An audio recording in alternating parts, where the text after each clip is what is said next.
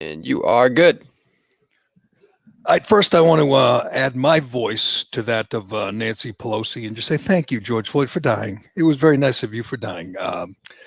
Honestly, I think we've had enough, at least for this week, of 80-year-old California women from California who are out of their minds, who are no longer of sound mind. We had Maxine Waters calling for confrontation. If they don't get the verdict they're looking for, by the way, they didn't, because she wanted first-degree murder. She wanted Derek Chauvin to be convicted on a charge that wasn't even one of the charges. He wasn't convicted of first-degree murder, even though he wasn't being charged with that. Anyway, and in other Maxine Waters news, the Democrats voted unanimously to not censure her, even though she was calling for violence and demanding a verdict in a trial, which is about as un-American and outrageous and out of place as you could be. But, she's Mad Max, so they give her a pass for everything. And she's happy today, as lots of people are happy today, that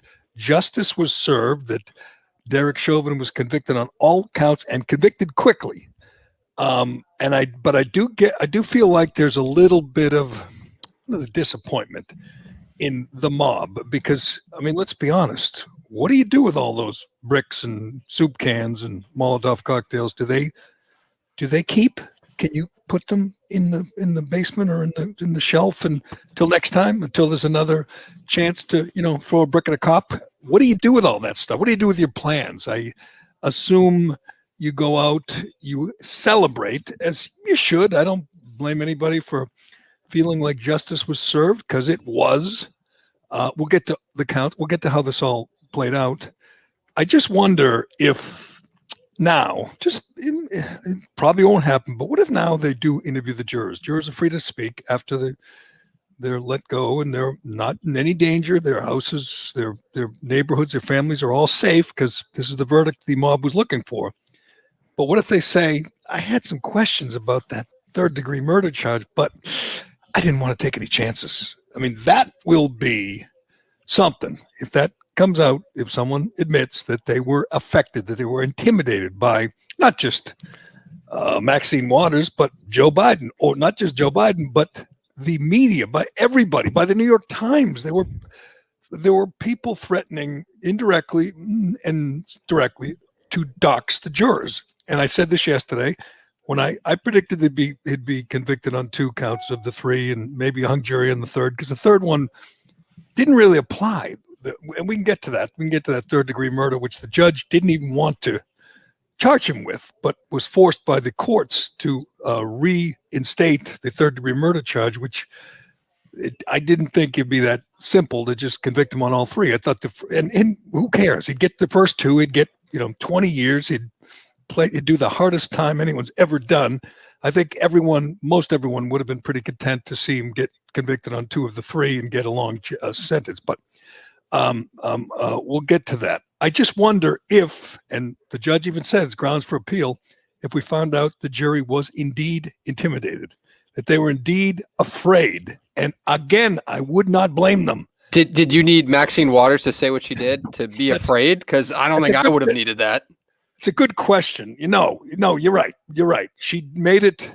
She said the quiet part out loud, that there were actual elected officials, powerful Democrats, who were supporting this ominous threat that hung over the courthouse. The day that they didn't change venue was the day you knew the mob was going to be a factor, which is why it should have been changed. And that's another grounds for appeal. And every legal expert I've seen so far has said he's not going to win an appeal, but he certainly will have. He does have grounds for appeal. And there might be the name Maxine Waters and the name Joe Biden in that appeal. And, what else? Why not? If you're Derek Chauvin, why not? Because I'm not sure. I thought he'd have a chance of acquittal if it were in Idaho or in Guam. I'm not so sure. This jury came back quickly, didn't ask a lot of questions. They didn't. I don't think they had a lot of debate. Did a lot of debating. This was clear. It was a message. There's no doubt in their minds. They thought he was guilty as charged on all counts, which is fine. Derek, I mean, that's how it's supposed to work. You know, he had a fair trial. You know, judge, jury, he had a capable defense. It wasn't, the OJ team, this star team that money, the money was no object. He, I think, had the lawyer that he got through the police union, and the guy Eric Nelson did his best. He had a tough job. He lost. He did his best. He made a case. He tried to establish reasonable doubt. He didn't do it. But I want to say one thing, and we mentioned this briefly yesterday about the trial and about why people, starting at the top, from Joe Biden to Nancy to Kamala Harris to everyone on down to our embarrassing delegation in Massachusetts. We can go over some of their statements. I want to send a quick memo to the mass delegation of senators and congresspeople. We know the verdict won't bring George Floyd back. Is that just a little pet peeve of mine? But why does everybody have to say that? Why does everybody have to say the verdict will not bring George? Who thought he was going to come back if they voted guilty? I mean, honestly, it's just an annoying thing that I can't. Everyone, no, it won't bring George Floyd back. Kamala Harris said it. Biden said it. They had all the guys that were there with Sharpton, Jesse Jackson, and the whole crew. They were all saying he's not going to bring George. He should be with his family, but he's not going to bring him back. We got you. Not going to bring him back. Not going to bring him back. But the other thing they all do, including the president, vice president, and many, many Congress people and senators, is immediately shift to race talk. And someone mentioned this, and it took me a minute to realize it. But I watched a good portion of the trial, not every minute. I watched the closing statements. I watched wrap-ups every day and read a lot about it. Race wasn't a factor. Race wasn't used. The difference between, looking at high-profile criminal trials, O.J. Simpson had that dream team, Johnny Cochran and Kardashian and Alan Dershowitz and, the whole crew. They used race. Obviously, it was all about race. It was, telling the jury nullification, telling the jury that if you don't do X, this will happen. This is about years of injustice in this country. That didn't happen in the trial of Derek Chauvin. It wasn't about years of injustice. It wasn't about systematic racism. It wasn't about Chauvin's racism. I mean, there was no hit. Well, they didn't introduce it. I don't even think they necessarily implied it. It was mentioned by the prosecution in passing, but it wasn't a big element here. If you watch the trial, you respect the verdict, even though every time they mention the jury, it's six men. I mean, 6 white people, 6 minorities, and 2 mixed race or something. They go to the racial breakdown every time they mention the jury. And I think, 4 women, 5 men, whatever. It was a racially diverse jury. They voted to convict and to convict quick. Everyone said, good, we had a trial. That's how it's supposed to work. This isn't about, throwing Molotov cocktails or screaming about racism. It's about the evidence. And apparently they looked at the evidence and they voted to convict. And that's a good thing. That's how it's supposed to work. It's not supposed to be about people, throwing bricks or threatening to burn buildings down. But they didn't make, the prosecution, certainly the defense, even the media, it didn't seem like it was about race. Doesn't stop Joe Biden, doesn't stop Kamala Harris to come out and make statements, along with a whole bunch of other politicians, including the whole defense team and the vile Keith Ellison, the attorney general, friend of Farrakhan, to make it all about race. Well, where's the evidence? Why is it? Why can't it just be about justice? Why can't it just be about a criminal being held accountable and brought to justice? Justice for George Floyd, that's all well and good. But why is it about years? I mean, Joe Biden was literally talking about kids afraid to go outside because the cops will kill them or whatever. The cops will be racist. And we're dealing with decades of, centuries of systemic racism and racism, race. That's all they talk about. That's all they think this is about. And it's not. That to me. Well, that's because they have to find a way to be involved somehow. Like, what are they going to say? They're just going to go out there and talk about the facts of a case? They have nothing to say outside of race. Here's what, I'll tell you, it's a good question. You know what the answer to that is, Callahan? The number one thing Joe Biden should be talking about, and Kamala Harris, and for that matter, Nancy Pelosi or Elizabeth Warren, is peace in the streets. That's what they should be saying. Don't riot, don't loot, don't burn, respect your neighbors, follow the friggin' law.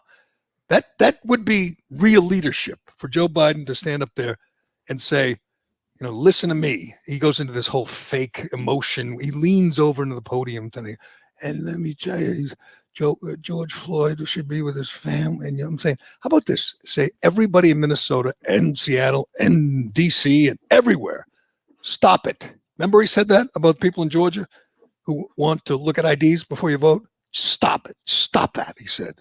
Cut it out. How about you say that to looters and rioters and criminals who have people, taxpayers and store owners living in fear, who are rooting hard for this verdict and were thrilled with this verdict because they didn't want their windows smashed, their building burned again. And by the way, to see the people who did it go free after a booking and take a picture and go ahead. Now, all charges dropped. You can go free. People are sick of that, Joe Biden. That would be leadership for Joe Biden to say, we've had enough. We're sick. We're done. You're going to get arrested. You're going to stay in jail, whatever. We're not going to tolerate it anymore. But he doesn't have the guts. They're cowards. Biden, Harris, Pelosi, all the elected officials who don't decry this, who do not condemn this in the strongest possible terms and say, we're not going to put up with it anymore. It's insane that we're giving them, what was the term the Baltimore mayor said, room to express themselves, room for violence where they can actually go out and break things and you don't arrest them because you understand. They're angry. They're frustrated. Well, they're happy today, I thought. They're happy. They got the verdict they wanted. They got justice. Why would you allow one person to break one freaking window? I think since we stopped recording earlier in the day, I think the only city that I heard say, please keep it calm tonight was LA. And I think it was like religious leaders in LA came up, but nobody in DC, nobody in Chicago or anywhere else, or obviously Minneapolis, but LA was the only place. And they'll say, we understand they're angry. And Joe Biden will say, we understand decades, centuries of systemic racism, and we understand this country was built on whatever, and they will justify it and they will cut them slack instead of just putting their fist down, their foot down, and saying enough of this. That would be leadership. That would be, by the way, after he chronicled our shameful history in this country and how everybody's racist, and he said we must come together and unify. We must come together and unify. Sure, Joe. Sure, we're all going to come together and unify after you just spent 15 minutes telling us what an awful racist country this is. I'm just so sick of it. And I know a lot of people are sick of it. There must not be that much racism when they have to make it up, and on about race. And I'm saying, wait a second, that didn't come up. This wasn't the OJ trial. This wasn't you didn't have, Chauvin or anybody using racial terms or racial epithets, and there was no history there. It just, cops deal with all kinds of races and all kinds of races and genders and everything else. They're used to it. They're not, there was no race here. By the way, there was no racial element in, Adam Toledo, the shooting, and that, tragic as it is, there's no racial element. They have to jam it in. And they went to this press conference with Sharpton and Jesse and just started listing all the black people who've been shot by cops over the years, including Michael Brown, who tried to kill a cop, and on and on. I'm saying, what about, all the black people killed in Chicago? I just wrote this down. It's amazing to get all these people, community leaders, community organizers, and all upset about violence and shooting. And I'm saying, wait a second. The numbers, and I tweeted this out earlier, the numbers, I believe in 2019, there were 13 unarmed black men shot by cops. In 2020, it's 18. 55 people were shot, unarmed people were shot in this country by cops last year. 18 were black. Police have millions of interactions with people, with public every day. 18 people, 18 black people unarmed shot in this country last year. Last year. That's not even as many are shot in Chicago every weekend. There are nights in Chicago where more people are shot. Kids, 7-year-olds at the drive-thru are shot than the entire year in the entire country. And yet we sit and let one politician after another act as if there's some epidemic. Oh, they're hunting us, as LeBron James, they're hunting us in the street. And I understand if you're on MSNBC and you're one of these Joy Reid types or these lunatics who are just ranting and raving and making stuff up. That's fine. You're an entertainer. You're in the private sector. Go nuts. But isn't there some responsibility for a politician, particularly president, vice president, to, I don't know, stick to the truth? Two things they never seem to do. They never seem to praise the country. And as we've said many times, it's the least racist place, the least racist country in the world. I mean, people coming here from all over, people of color coming here from all over. If it's so awful, if it's so systemically racist, what the hell are they doing? But 18 people entire year, that's a bad night, an average night in Lori Lightfoot, Chicago. But so far in Chicago this year, Callahan, so far, it's April 20-something, 907 so far this year. It's April, 907. I have that right, 907 have been shot, 907. And we're going to sit and act like, the cops shooting unarmed, men of color is some kind of epidemic when, down the highway, short flight away, all these frauds, Sharpton and Jesse and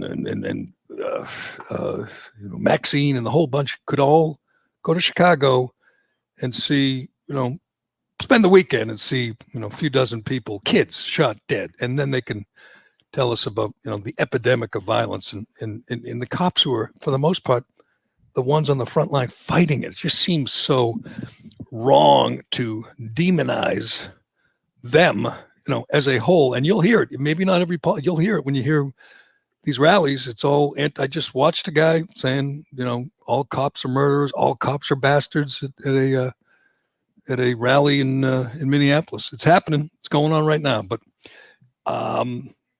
here's I want to go mention a couple things Greg Gutfeld said.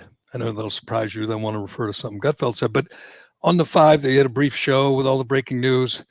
And he mentioned one other thing that seems to be a mischaracterization. I mentioned, how they're jamming race into this and where it doesn't belong. As, not surprised, as Washington is full of race baiters and demagogues like our president, vice president, like all of our elected leaders. They love it when race is a factor, and they love to get up on the high horse and talk about this awful racist country. But it's also not divisive. I wasn't rooting. I didn't want to see Chauvin. Obviously I'm on the other side of the aisle from, Maxine Waters and whatever, Jacob Fry, lightweight mayor of Minneapolis. But nobody wanted to see Chauvin walk. How is it divisive if everybody says, good, that what he did was criminal at some level? I'm not sure, third-degree murder applied. I know, call me crazy, but I was just reading the law again, and it didn't seem like the judge thought it even applied. But anyway, nobody wanted to see him walk. Nobody wanted to see him reinstated. Nobody wanted to see them say, oh yeah, Floyd got what he deserved. I mean, he was entitled to defense. It was entitled to bring up the drug drug use and all that, and his previous encounters with the law, and his actions when he was frantic and manic before they got him on the ground. I mean, he put up a defense. He tried. He lost. He's going away probably for the rest of his life. But who's happy? I shouldn't say who's happy. Who's mad? Who's disappointed? Who's angry? Nobody. It's really not divisive. It's the law and order people like me said, this is law and order. This is how you settle your differences. He gets arrested, he gets charged, he gets convicted, he goes to jail. hooray, everybody's happy. It's not about, taking to the streets and throwing a brick. It's about the law. There's a country of laws, not men. A country of laws. He didn't follow the law. He broke the law. He got charged and tried and convicted. God bless him. But the other thing Gutfeld said that I also think it was that because of the case, there was such an anti-cop sentiment out there that if you were proactively defending cops in any manner, you're now the bad guy, and you now are the people that want Chauvin to get away with it. When really, no, you just want the legal system to play out the right way. And why can't you be? Yeah, why can't you be? Let's let the legal system. Oh, that used to be what elected leaders did. Let's let the legal system play out. Now they come in like Maxine Waters and say, "Damn it, we need a guilty verdict on first-degree murder." Or Biden, the president, saying he was hoping for the right verdict. How irresponsible is that? The president is tainting the jury, and I know they were sequestered, but I don't care. He's the president. His word matters, and they probably heard it somehow indirectly, but saying we need the right verdict, you're the president. You're supposed to, how about you wait, 10 minutes and see what verdict they come, and then you can render your own opinion on it. But I mean, the politicians are so shameless. I watched the governor of Minnesota, the mayor of Minneapolis.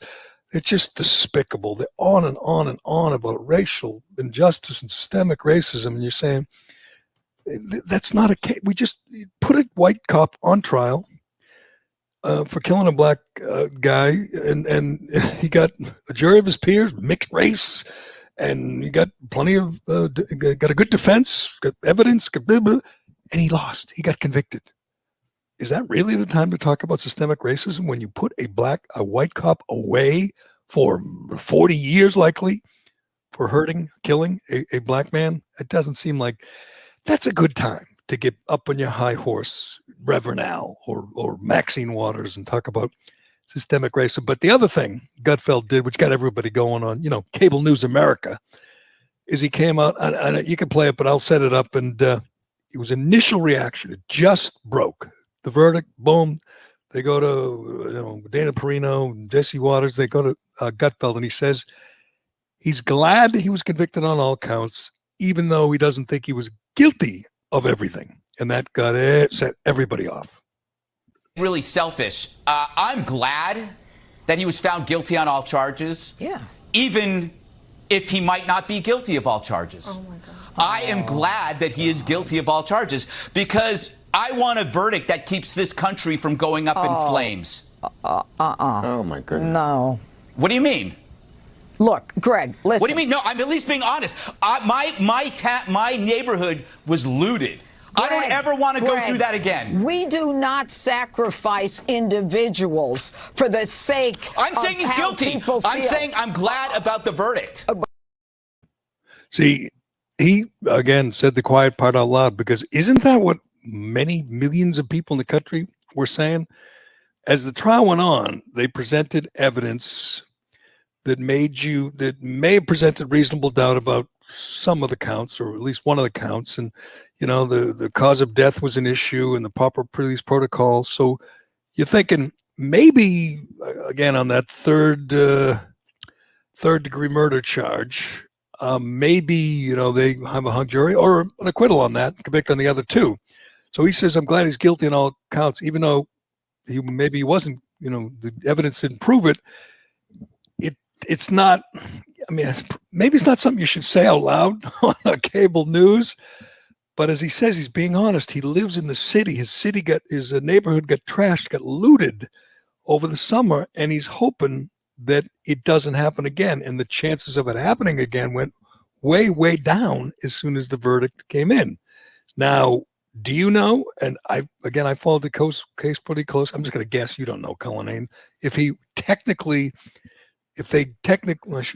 they really proved beyond a shadow of a doubt that he was guilty of third degree murder, which is used, it's not used often. It's used against an example they give of a drug dealer who sells drugs that kill people and, kills a bunch of people, and it didn't mean it.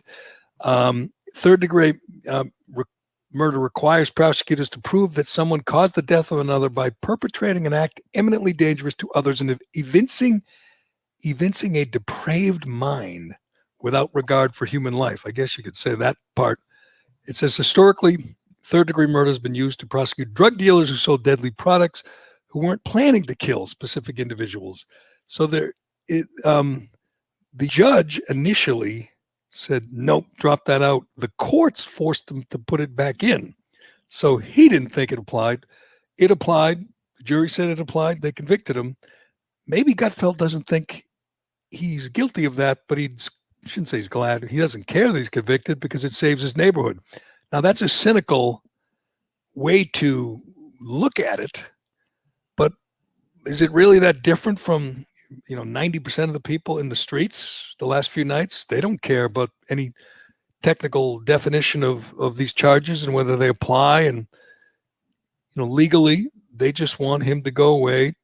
Justice, for George Floyd. And is it they're really that different from Maxine Waters, a sitting congresswoman who says, I don't care, guilty, guilty, guilty? You think she watched 1 minute of the trial? Do you think Joe Biden watched 1 minute of the trial when he said, we need the right verdict?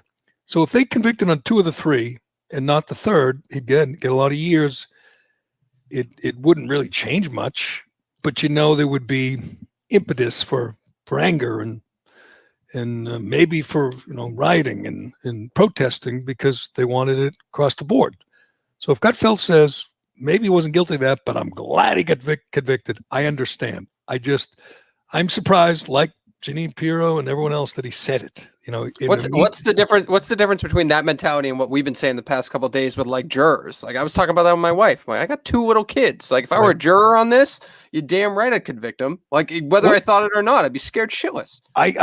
I don't know if I would, but I might put it that way, and that's bad enough. I'm not saying flat out I wouldn't care about my kids. I wouldn't care about my house, my family. My dog. I mean, these people, we've seen them. They thought that the house belonged to a prosecution witness, so they splashed blood on it and threw a pig's head on it on the front steps. It was the wrong house, but that's the way they think. Let's go to their house. He's a witness for the defense.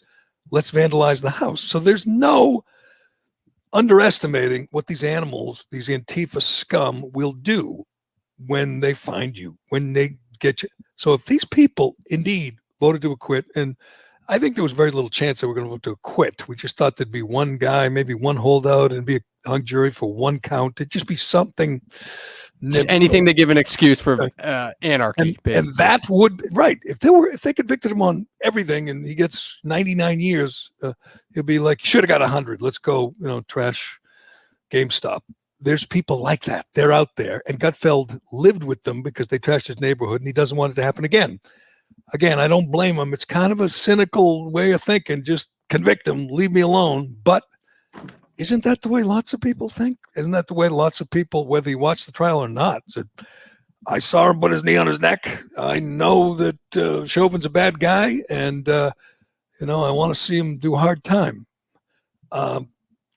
It's again not ideal, and maybe not something you say out loud on TV, but I understand, and there's no way Gutfeld is alone.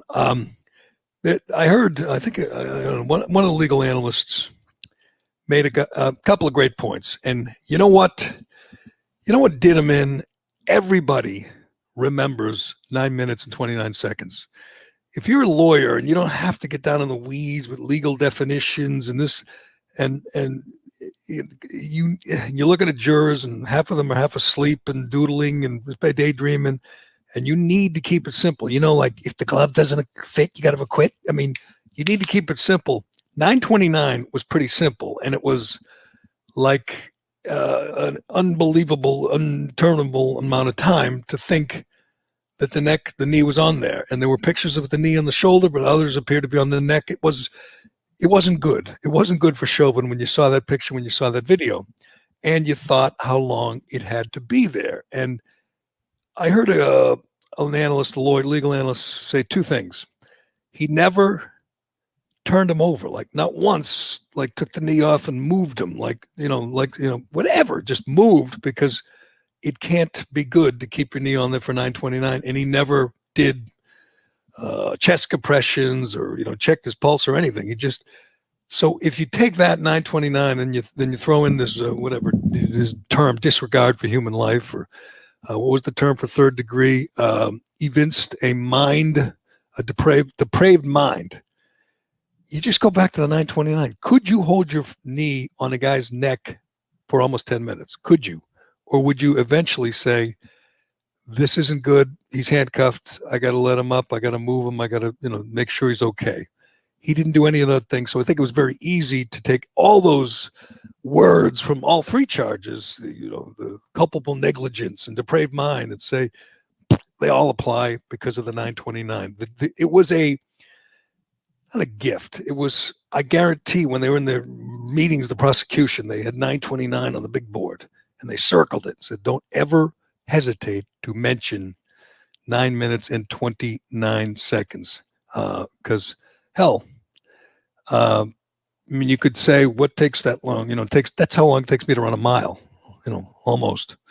That's a long time. And, for a guy. I think when I was driving back, listening live on the radio to the verdict, the anchor, ABC News, said 929 a minimum of 12 times in 60 seconds leading up to that verdict. I mean, you're right. It was everywhere. And from the media's perspective, it was so easy to work with. And no matter what happened tonight, you can either talk about the absurdity of 929 or they got it right because 929. And I do think, and if you're going to dumb it down, I mean, there are obviously some analysts that really want to get in the weeds and give you the legal. But if you're just one of these talking heads, if you're just, whatever, Don Lemon, and you're rooting for a verdict and you're trying to, hit people in the heart, you say 929. How do you do it? How could you? What kind of person could hold his knee there on another human being that long? And the counter, the I guess rebuttal, essentially from the defense is, that's police protocol. That's appropriate. See, here's the manual. They actually said that he could have used more drastic measures. He could have tased him. He could have done that thing where you tie the hands to the feet like on a rodeo calf or whatever. There's a term for that, but they're allowed to do it. And some police departments teach it in that situation. So they said, hey, he could have done worse. And then the prosecution goes back to 929.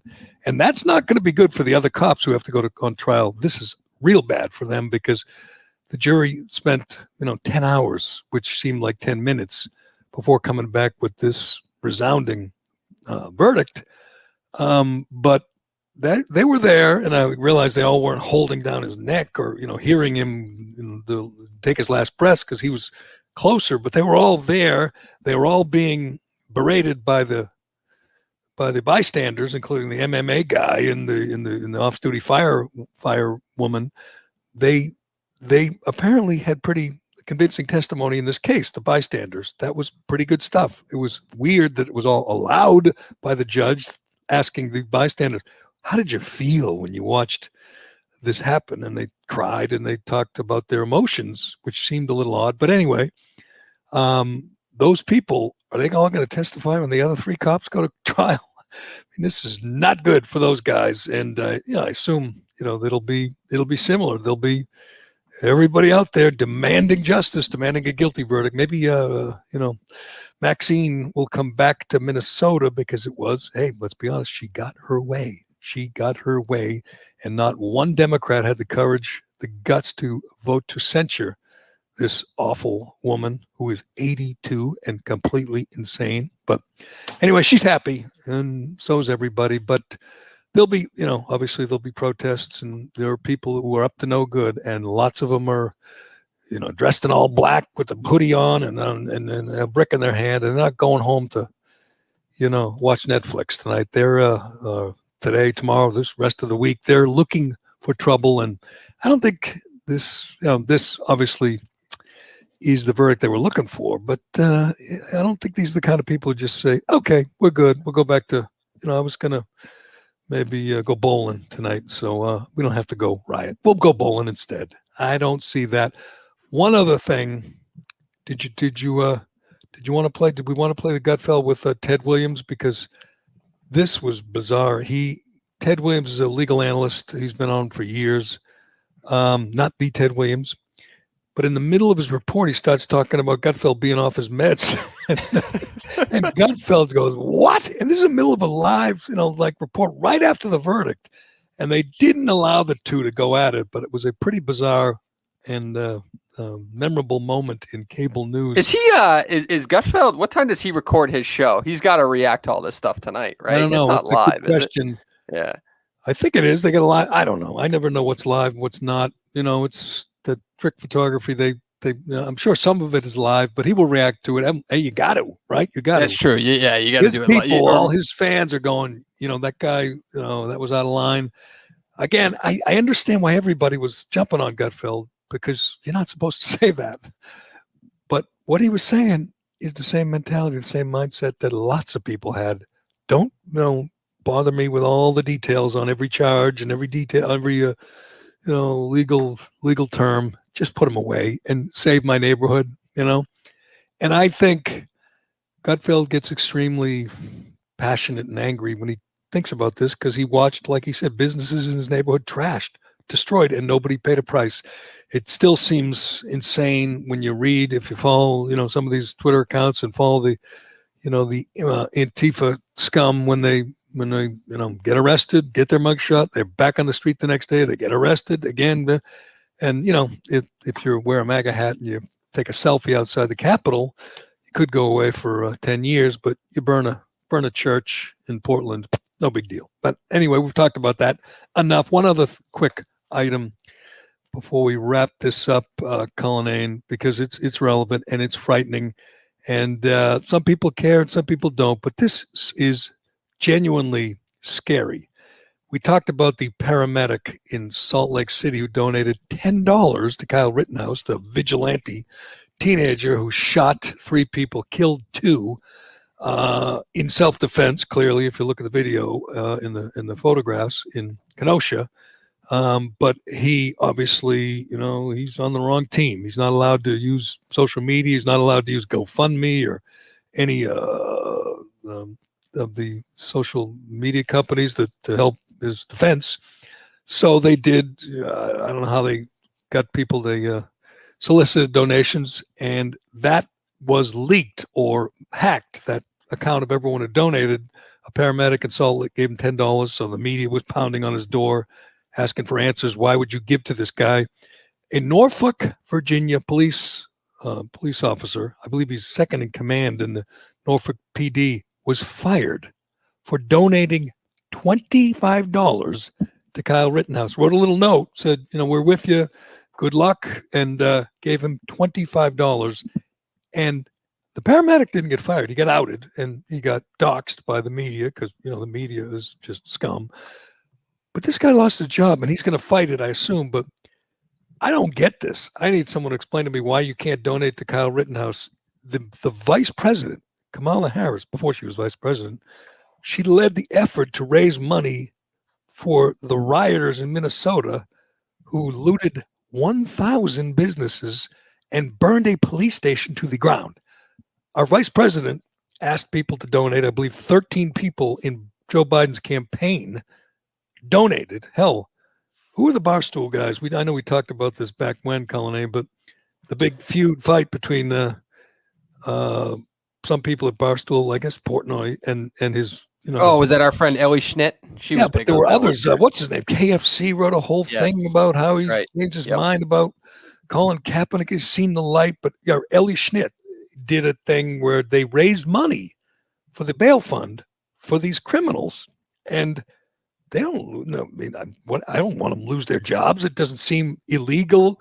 It seems stupid. But now, if you gave money, not a lot of money, $25 to Kyle Rittenhouse, because you feel like the kid needs help defending himself, you get fired. Get fired. But whatever. It's a crazy, crazy world, and there are two systems of justice here. And I hope this cop fights it, and I hope he wins. But I don't even know if he's unionized, but I hope he's got a good lawyer and he fights it and wins, because that is madness. He doesn't even get due process. I know that's a antiquated term in this country too, but no due process. You donate to someone they don't like, who, by the way, will probably get acquitted someday because the video is quite clear that he's shooting in self-defense. And by the way, the people he shot were really bad people. Not that makes him innocent, but the video certainly makes the case for self-defense. If he's acquitted, does this guy get his job back because he donated to an innocent person?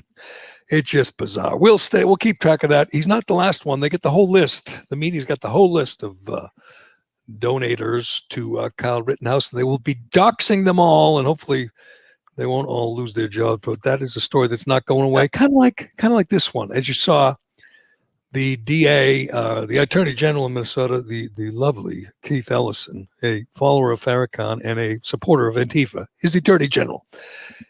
He said, we're on to the next case. You're on to the Dante Wright case. So it ain't going to end anytime soon. The civil unrest in Minnesota. But hopefully this verdict made everybody happy and sent lots of them home to bed, and it is the damage is minimal, but we'll see. I think we need just in case nothing happens between now and tomorrow morning, and we're not back for another podcast episode. I think the last word on the Chauvin trial, I think, has to go to Nancy Pelosi, if you ask me. Good. Let's hear from Nancy. Yeah, we started with Nancy. We should wrap it up with Nancy Pelosi, the 80-year-old cognitively declining Speaker of the House.